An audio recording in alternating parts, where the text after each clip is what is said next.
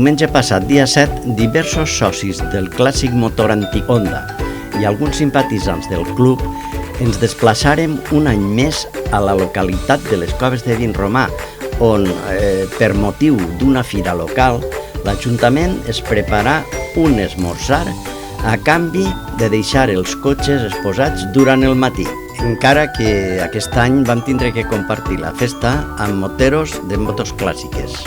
Un detallet per a l'alcaldessa de part del club. Després de l'esmorzar, una visita cultural per diversos llocs destacats de la població, com la sala d'exposicions.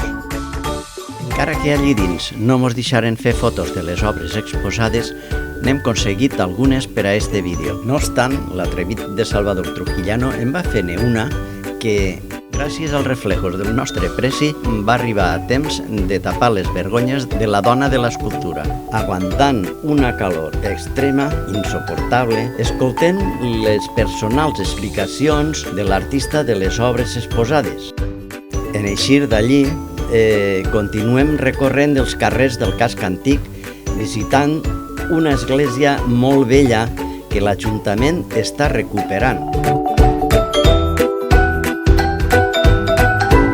Després de veure esta església a mitant recuperar, continuem el recorregut i ens porten a veure el Calvari. Des d'aquest lloc atisbem la Moreria, un emblemàtic paratge on fa molts anys una xiqueta de 10 anys va anunciar que s'apareixeria la Verge Maria i no va aparèixer. Després d'aquest agradable recorregut tocava anar al restaurant i, com si d'una grandiosa família es tractés, es vam sentar a dinar. Bé, i ara continuarem veient el reportatge escoltant una agradable musiqueta de fons.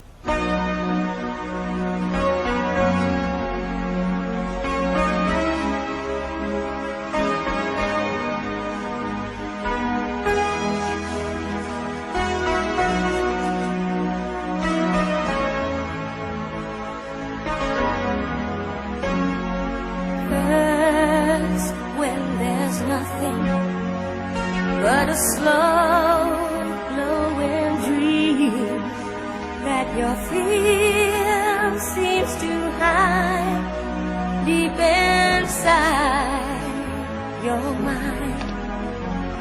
All alone I have cried silent tears full of pride in a world made of steel.